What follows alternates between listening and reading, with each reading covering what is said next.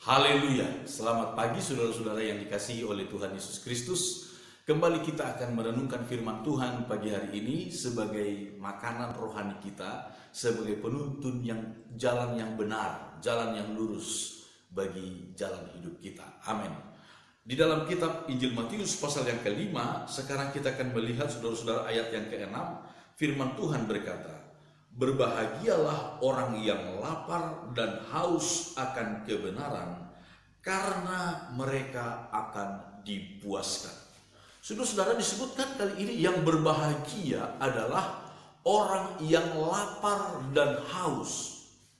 Artinya saudara-saudara, orang yang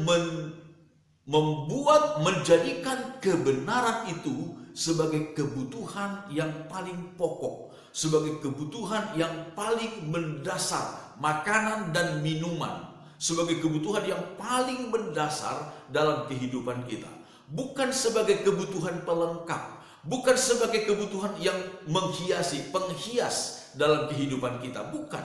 Tetapi sebagai kebutuhan yang paling pokok, yang tidak boleh tidak, harus tercukupi, harus terpenuhi dalam hidup kita.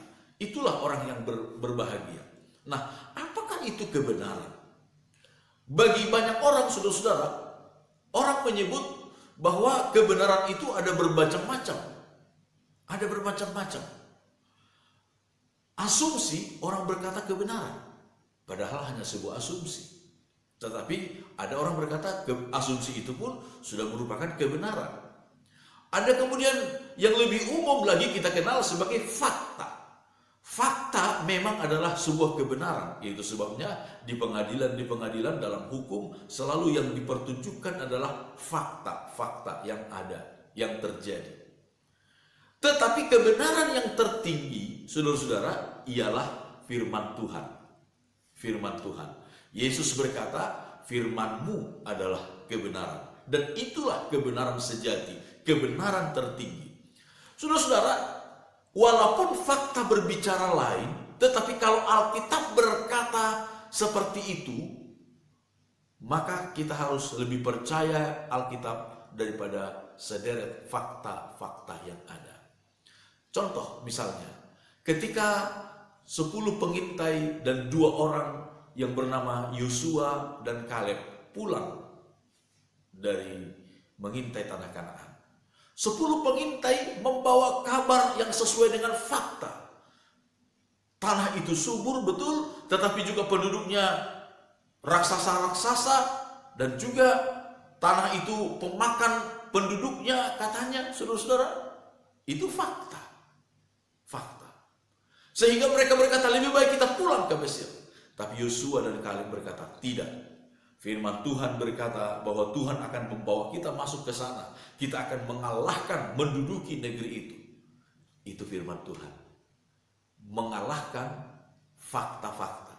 Melebihi fakta-fakta yang ada. Ketika Petrus disuruh oleh Tuhan menebarkan jala, setelah semalam-malaman ia menangkap ikan tetapi tidak mendapatkan apa-apa, Yesus berkata, "Petrus, tebarkanlah jalamu." Petrus berkata, "Karena engkau yang menyuruh, karena engkau yang berfirman, aku akan menebarkan jala juga."